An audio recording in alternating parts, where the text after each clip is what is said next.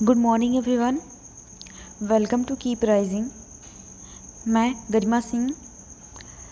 आज के इस सेशन में हम लोग संस्कृत से जो डिप्लोमा बच्चे कर रहे हैं ओपन यूनिवर्सिटी से, जो कि एकल विषय होता है, एक सब्जेक्ट से होता है 2 साल का। ठीक है, तो उसका जो फर्स्ट ईयर है उसके लिए असाइनमेंट लिखना होता है, जिस पे आपका अंक निर्धारित होता है। आपको वो असाइनमेंट लिखना होता है और कुछ समय बाद, जैसे कि अब इग्नू में अब असाइनमेंट सबमिट होने वाला है, अब सबमिट होगा, तो वही असाइनमेंट है जिसमें कुछ प्रश्न भी दिए होते हैं। पेपर मिलता है, ऑनलाइन मिलेगा आपको अपने वेबसाइट पे मिल जाएगा इग्नू के। तो उसी का पेपर है ये CSST-02 सेकेंड पेपर है। फर्स्ट पेपर मैंने अपलोड कर दिया हुआ है, सेकेंड ये है। तो देखते हैं, आगे वीडियो शुरू करते हैं। पहला प्रश्न है और इसमें 9 प्रश्न हैं, प्रत्येक में खंड निर्धारित हैं। तो चलिए वीडियो शुरू करते हैं। इसमें एतानि तानि से गृहाणि तक जो 4 लाइन है ना, ये आपके प्रश्न सीरीज यानी कि प्रश्न जो इग्नू से मिलेगा, ओपन यूनिवर्सिटी से आपको ऑनलाइन वेबसाइट पे मिलेगा, उसमें दिया रहेगा। उसका अनुवाद करके असाइनमेंट में प्रश्नों के साथ लिखना होगा, अन्वय भी लिखना होगा और अनुवाद भी। तो अनुवाद तो अपने आप से करना होगा, आपको खुद से समझ के करना होगा, प्रश्न दिए रहेंगे। तो इस प्रश्न का अनुवाद नीचे है। इसका सेकेंड पेपर है वनोप्रस्थों से सेवित वृक्ष वाले तपस्वियों के वन है, जिसमें अतिथि सेवा को परम धर्म मानने वाले जंगली अनाजों को साबुत ही पकाकर खाने वाले अहिंसा आदि यमों का नियम से पालन करने वाले गृहस्थ तपस्वी घरों को आश्रय बनाकर बसते हैं। राम कहते हैं कि ये पर्वतीय नदियों के किनारे किनारे वनप्रस्थ जनों के आश्रयभूत वृक्षों वाले वे तपोवन हैं, जिनमें अतिथि सत्कार को अपना परम कर्तव्य मानते हुए तथा यम नियमों का सेवन करते हुए जंगली अनाजों को साबुत ही पकाकर खाने वाले गृहस्थ तपस्वी घर बनाकर बसे हुए हैं। तो ये रहा हमारा पहला जो प्रश्न दिया हुआ था। प्रश्न पहले का क का अनुवाद। व्याकरणात्मक जो टिप्पणी है, जैसे कि निरछिड़ी का व्याकरणात्मक टिप्पणी जो है वो दिया हुआ है। समिनह का भी है। इस श्लोक में वसंत तिलका छंद है, जो छंद है ना वो वसंत तिलका है। इसका थर्ड पेज है विशेष। तो पहला है, गृहश्रम के पश्चात वानप्रस्थाश्रम में प्रवेश करते समय द्विज लोग प्रायः अपनी स्त्रियों को भी अपने साथ तपोवन में ले जाया करते थे और वहाँ संयम पूर्वक उनके साथ साथ तपस्या करते थे। जैसे वहाँ पे लोग अपनी पत्नियों के साथ जाते थे और वहाँ पे तपस्या करते थे। दूसरा है, मुष्टि शब्द का उनका अल्पाहारी होना सूचित करता है, जो तपस्या का एक आवश्यक अंग है। ठीक है, तो पहले का ख है। पहले में ही 2 प्रश्न, जैसे मैंने कहा खंड, प्रत्येक में खंड रहता है, क और ख दोनों का देना होता है अनुवाद। तो पहले का क खत्म हो चुका है, ख ये है। यथे चछा भोग्यम वो वन मिदमयम में सुदी वश। इसको एक एक करेंगे तब पढ़ पाएंगे, थोड़ा सा बड़ा है। सुदिवश सताम सदधि संज्ञ कथमपि हि पूर्णेन तरुछाया तोयम यद्यपि तपसाम योग्यमशमं फलं व मूलं वा तदपि न पराधीन मिटवा। इसका अन्वय है और इसके बाद जो है वो अनुवाद है। तो अन्वय क्या है? इदम वनम वो यथेच्छम भोग्यम अयम मे सुदिवसः हि सताम सदिध संगः कथमपि पूर्णेन भवति तरुछाया तोयम यद्यपि तपसो योग्यम असनं फलं वा मूलं वा तदपि इह वह न पराधीनम। ठीक है, इसका अनुवाद है वन देवता प्रवेश करके अर्घ्य बखेर कर यह वन आपकी स्वेच्छा से उपभोग योग्य है। यह शुभ दिन है क्योंकि सज्जनों के साथ समागम किसी पुण्य से होता है। वृक्षों की छाया, जल और जो भी इंद्रिय संयम दीतप के अनुकूल भोजन, फल अथवा कंदमूल हैं, वह भी यहाँ आपके लिए पराधीन नहीं है। अर्थात आरंभ में एक तापसी जिसका नाम आत्रेयी है, दंड काव्य में प्रवेश करती है, ने प्रथम में वन देवी वसंती उनका स्वागत करती हैं। उसे देखकर तापसी कहती हैं कि अरे, इस वन की देवी दूर से ही फल और फूलों से मिश्रित पल्लव निर्मित अर्ध से मेरी, आगे देखते हैं, अर्चना कर रही हैं। तो वन देवी पूजा पात्र से ही भूमि पर आर्घ्य देकर तापसी का स्वागत करती हैं। तापसी का स्वागत वन देवी करती हैं और कहती हैं कि यह वन आपकी इच्छा अनुसार भोगने योग्य है। आज का दिन मेरे लिए बड़ा शुभ है क्योंकि आप पधारी हैं। सच तो ये है कि सत्पुरुषों का सत्पुरुषों से संबंध बड़े पुण्यों से है। वृक्षों की छाया, शीतल एवं निर्मल जल तथा तपस्या के लिए उपयुक्त भोजन, जो कुछ भी फल मूल आदि हैं, वे भी आपके लिए अप्राय नहीं है। मतलब कि उसमें बताया जा रहा है कि उनके आदर में ये सब चीज़ें कही जा रही हैं, वे भी आपके लिए अप्राय नहीं है। अर्थात यह वन आपका ही है। चाहे यहाँ से फल फूल ग्रहण करें, मतलब कि चाहे किसी जगह से फल फूल ग्रहण करें, यह वन आपका ही है। आप इस विषय में स्वतंत्र हैं। जब वन में प्रवेश करती हैं तो वासंती कहती हैं कि आप इस वन में इच्छा अनुसार भोग प्राप्त कीजिए। आज का यह दिन मेरे लिए बड़ा शुभ है। सज्जनों के साथ समागम किस प्रकार पुण्य के प्रभाव से ही होता है। वृक्षों की छाया, जल और जो भी तपस्या के लिए उपयुक्त भोजन के फल या मूल, वह सब आपके लिए यहाँ पराधीन है, पराधीन नहीं है। व्याकरणात्मक टिप्पणी जो है उसमें पहला है अध्वगवेशा और सेकंड है स्वागतम, तीसरा है यथेच्छा भोग्यम, मतलब खुद की इच्छा से भोग करना, और चौथा है इस श्लोक में शिखरिणी छंद्र एवं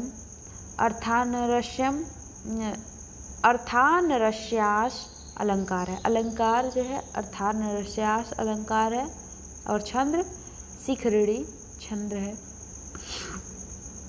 तो ये रहा पहला का क और ख। प्रश्न नंबर 2 है, विश्वम्भरा भगवती भरती मसूत राजा प्रजापति समूह जनक पिता तेषां वधू सत्त्वामसि नंदिनी पार्थिवानात् एषा कुलेषु सविता न गुरुवर्यं च। तो इसका संदर्भ क्या है? प्रस्तुत श्लोक हमारी पाठ्य पुस्तक उत्तर रामचरित के खंड 2 इकाई 5 के प्रथम अंक की व्याख्या से अवतरित है। इसके रचयिता श्रीकंठ नाम से जन्मे गुरु ज्ञान निधि के शिष्य मालती माधव और महावीर चरित जैसे श्रेष्ठ ग्रंथों को रचने वाले भवभूति जी हैं। ठीक है, तो इसका अन्वय जो है भगवती विश्वम्भरा भवती असूत प्रजापति समः राजा जनकः ते पिता हे नंदिनी तेषा पार्थिवानां त्वं वधूः असि एषाः कुले सविता गुरुः वयं च मुखः। ठीक है, सप्रसंग अनुवाद, प्रसंग के साथ अनुवाद। सप्रसंग का अर्थ है प्रसंग के साथ। तो आगे क्या है देखते हैं। प्रस्तुत श्लोक वाक्य वशिष्ठ द्वारा दिए जाने वाला आशीर्वाद का पूर्वांश है। जब माता विश्वम्भरा है तो पुत्री में विश्व के भरण की योग्यता स्वभाव सिद्ध है। आगे इसी प्रकार जब पिता प्रजापति के समान प्रजापालक हैं तो पुत्री में भी प्रजा के प्रति अनुराग होगा, स्वाभाविक है। जिस कुल का प्रादुर्भाव सविता से हुआ है, जिसके कुल गुरु स्वयं वशिष्ठ हैं, उनके कुल की वधू को किस वस्तु का अभाव हो सकता है। अतः वशिष्ठ ने इस वाक्य को कहने के बाद किमन्वे दाशाश्मय कहा है, अर्थात गुरु वशिष्ठ जी कहते हैं कि विश्व को भरण करने वाली देवी वसुंधरा ने आपको जन्म दिया है। प्रजापति ब्रह्मा के समान राजा जनक तुम्हारे पिता के समान राजा जनक तुम्हारे पिता हैं। हे आनंददायिनी वत्से, उन लोक विश्रुत भूतपतियों कि तुम पतोह हो, जिनके कुल में सूर्यदेव गुरु वंश प्रवक आदि पुरुष हैं और हम पुरोहित हैं। तब इनके अतिरिक्त और क्या कहें, या कहें चाहे प्रार्थना करें, केवल तुम वीर प्रशवा हो। व्याकरणात्मक टिप्पणी जो है यहाँ कुलेश इस वचन का प्रयोग यह दिखाने के लिए है कि यद्यपि वैवस्यत इच्छुक रघु आदि के रूप में इस कुल की कई पीढ़ियां हो गई हैं, परंतु इसका मूल प्रवर्तक एक सूर्य ही है। आगे प्रजापति सम अपने समय के प्रसिद्ध ब्रह्मवेत्ता तथा कर्मयोगी के होने के कारण जनक प्रजापति ब्रह्मा के समान बताए गए हैं। छंद जो है वो वसंत लिका छंद है। अलंकार जो है उपमा एवं तुल्य योगिता अलंकार है। तो ये खत्म हो गया प्रश्न 2। प्रश्न 3 है लौकिकानां हि साधूनामर्थं वाग्नुवर्तते। इसका संदर्भ है प्रस्तुत सूक्ति हमारी पाठ्य पुस्तक उत्तर रामचरित के खंड 2 उत्तर रामचरितम के इकाई 5 उत्तम रामचरितम के प्रथम अंक की व्याख्या से अवतरित है, जिसके रचयिता श्रीकंठ नाम से जन्मे गुरु ज्ञान निधि के शिष्य मालती माधव और महावीर चरित जैसे श्रेष्ठ ग्रंथों को रचने का गौरव प्राप्त करने वाले भावभूति जी हैं। अन्वय है लौकिकानां साधूनां वाक् अधर्मम अनुवर्तते। व्याख्या राम ने प्रसिद्ध मंत्र दृष्टा गुरु वशिष्ठ द्वारा दिए गए आशीर्वाद को फलती मानते हुए और रोचक कि आशीर्वाद फलदायी होगा। राम स्वयं को और सीता को अनुग्रहित मानते हुए बोलते हैं कि लौकिक साधुओं की वाणी अर्थ के पीछे चलती है, किंतु वैदिक ऋषियों की वाणी के पीछे अर्थ स्वयं नहीं। जैसे कि यहाँ पे राम कह रहे हैं कि लौकिक साधुओं की वाणी अर्थ के पीछे चलती है। लौकिक साधुओं की वाणी जो होती है वो अर्थ के पीछे चलती है, लेकिन वैदिक ऋषि की वाणी जो होती है वो पीछे अर्थ स्वयं नहीं चलता बल्कि दौड़ता है। कि वहाँ पे अर्थ चलता नहीं बल्कि दौड़ता है। अर्थात लोक में सामान्य सुलभ सज्जनों के वचन विद्यमान वस्तु या पदार्थ का अनुसरण करते हैं। वे जैसा देखते हैं वैसे ही कहते हैं, किंतु प्राचीन मंत्र द्वारा दृष्टा ऋषियों तथा वशिष्ठ आदि मुनियों की वाणी के पीछे अर्थवेद दौड़ता है। इसमें विशेष कार्यकरण संबंधी तथा वस्तुगति का विचार करके उसके अनुसार वाणी का प्रयोग करने वाले लौकिक साधु हैं, ऋषि नहीं। जो वाणी का प्रयोग करने वाले हैं वो लौकिक साधु हैं, ऋषि नहीं हैं। व्याकरणात्मक टिप्पणी, तो लौकिक का व्याकरणात्मक टिप्पणी क्या होगा? लोके विदितः इति लौकिकः। इसमें छंद क्या है? अनुष्टुप छंद। अलंकार व्यतिरेक अलंकार। और प्रश्न 3 का ख है। प्रश्न है तीर्थोदकम च वदिष्य नान्यतः सुधिमहतः। तो इसका प्रश्न है ये, और इसका संदर्भ लिखना है, हमें लिखना है। ये प्रश्न पेपर में रहेगा जो कि आपको वेबसाइट पे मिलेगा। तो आप लोग एक बार क्वेश्चन को मिला लीजिएगा फिर लिखिएगा ताकि गलत ना हो। प्रस्तुत स्तुति हमारी पाठ्य पुस्तक उत्तर रामचरित की खंड 2 प्रथम अंक की व्याख्या से अवतरित है। इसके रचयिता श्रीकंठ नाम से प्रसिद्ध लेखक जन्मे। गुरु ज्ञान निधि शिष्य मालती माधव और महावीर चरित जैसे श्रेष्ठ ग्रंथों को रचने का गौरव प्राप्त करने वाले भवभूति जी हैं। जैसे कि मैंने बताया कि आप लोग प्रश्न मिला लिए। प्रश्न मिलाने का मतलब ये है कि प्रश्न संख्या इधर उधर शायद हो सकता है, तो आप लोग मिला के लिखिए। प्रश्नों को जैसे पेपर में लिखा हो वैसे लिखिए, सीक्वेंस में लिखिए, राइटिंग अच्छी से अच्छी बना के लिखिए, क्योंकि इस पे नंबर हैं। अन्वय, अन्वय क्या है? तीर्थोदलम च वहिनः च अन्यतः शुद्धि न अहर्तः। व्याख्या, भवभूति जी कहते हैं कि जो इसके रचयिता हैं भवभूति जी कहते हैं कि राम जी तो जन्म से ही शुद्धम, इस सीता का अन्य पवित्राकारक पदार्थ से क्या प्रयोजन है। कह रहे हैं कि राम जी का तो जन्म से ही शुद्धम, इस सीता का अन्य पवित्रता कारक पदार्थ से क्या प्रयोजन है। तीर्थों का जल और अग्नि किसी भी अन्य से शुद्ध की अपेक्षा नहीं रखते हैं।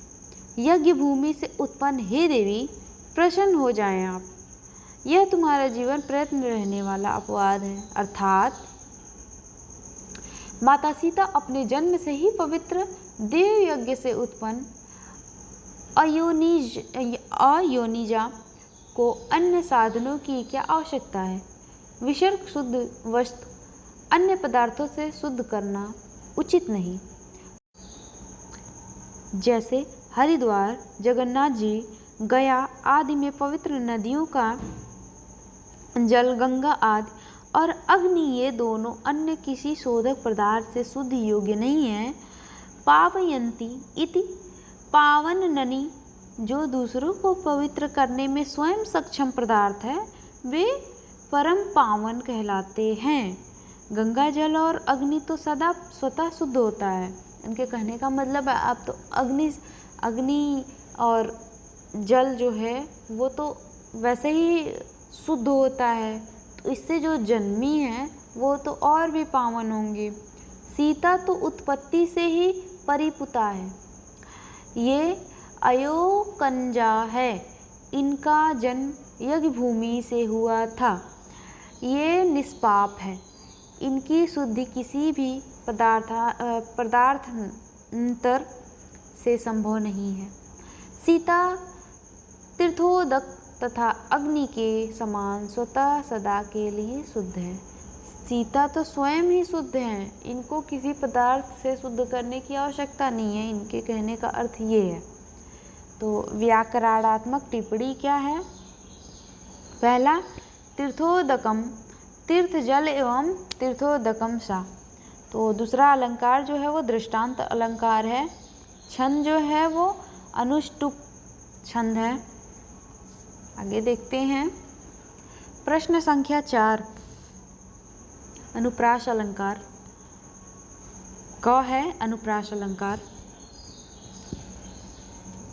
लक्षण: अनुप्रास शब्द साभ्यम वैषम्येऽपि स्तरयम् यत्, अर्थ स्वरों की विषमता होने पर भी जहाँ शब्दों की समानता हो वहाँ अनुप्रास अलंकार होता है। व्याख्या: वर्णों की आवृत्ति को अनुप्रास अलंकार कहते हैं। आवृत्ति मतलब किसी एक शब्द का बार बार आना आवृत्ति कहलाता है।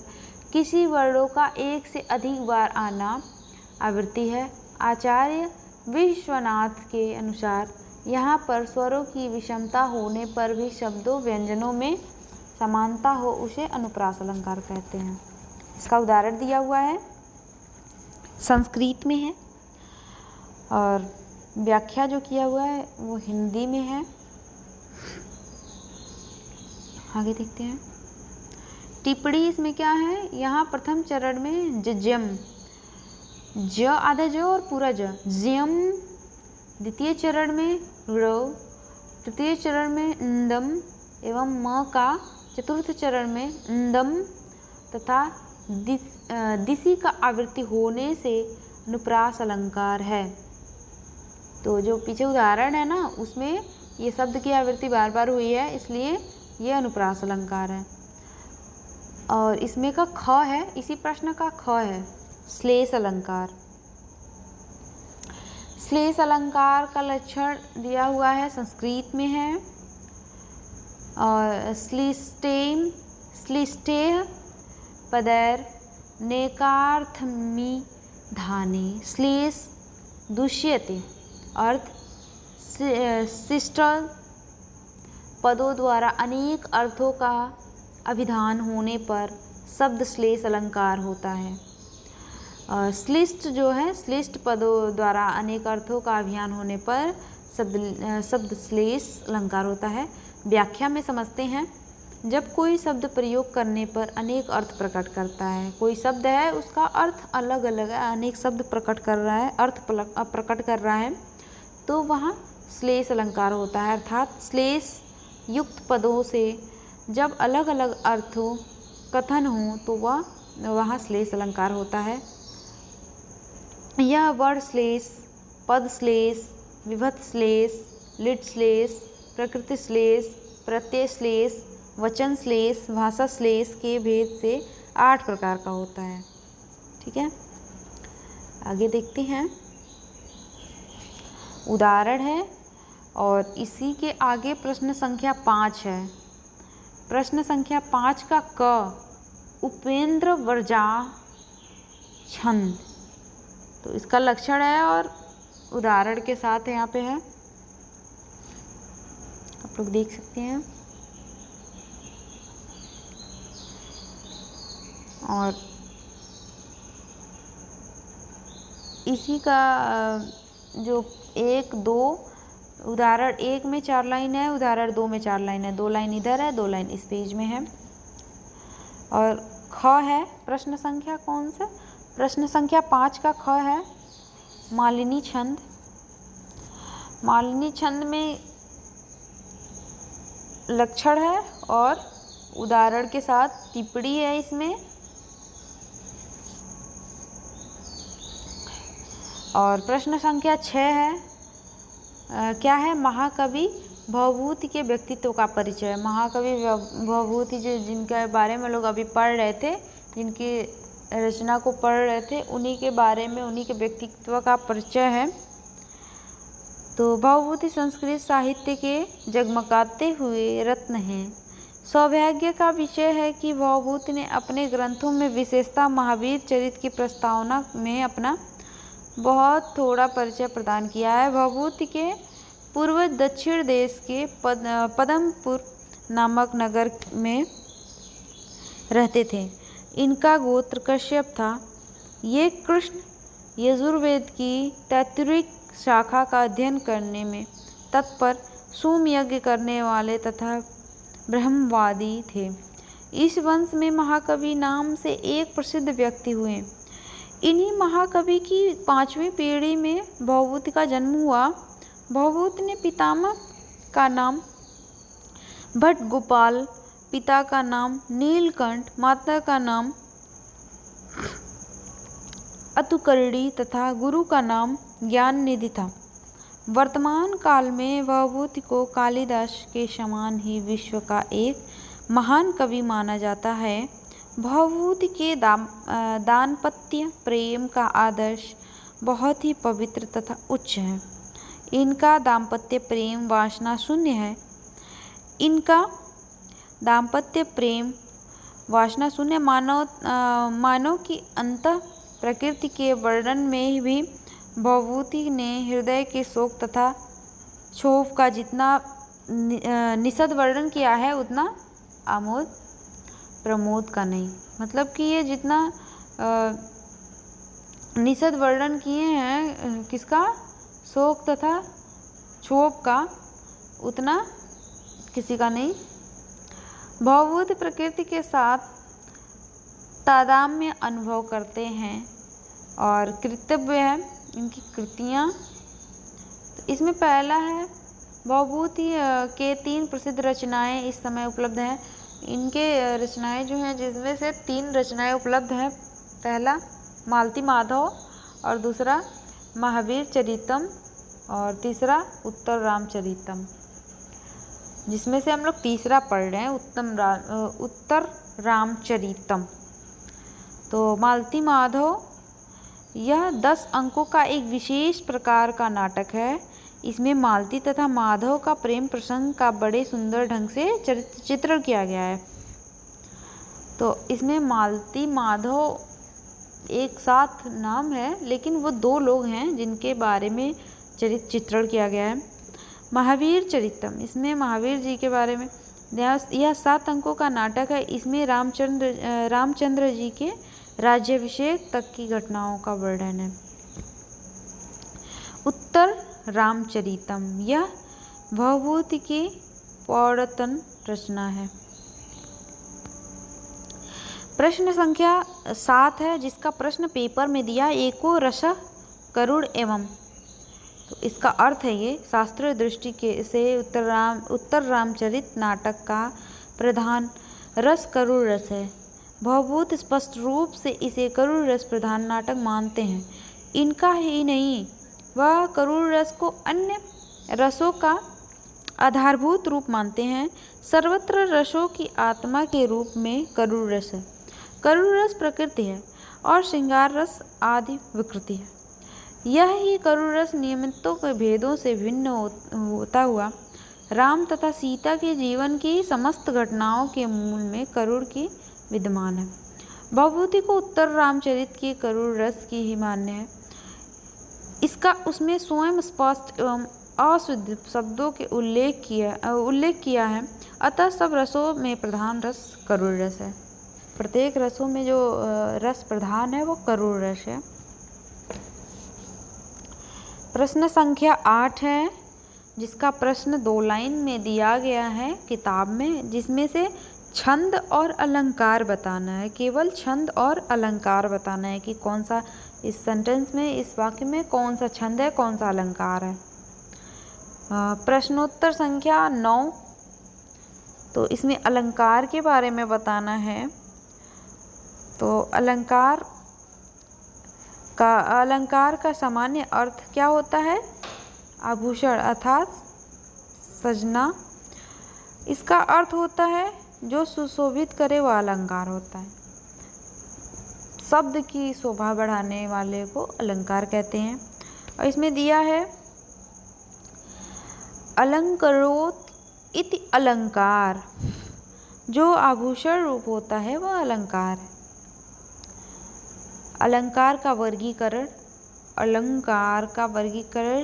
3 प्रकार का होता है, जैसे कि हम लोग पढ़े हैं शब्दालंकार, अर्थालंकार, अभयालंकार। तो अभी तक तो हम लोगों ने 2 अलंकार पढ़े थे, शब्दा और अर्था। शब्दा के 3 प्रकार और अर्था के कितने प्रकार पढ़े थे?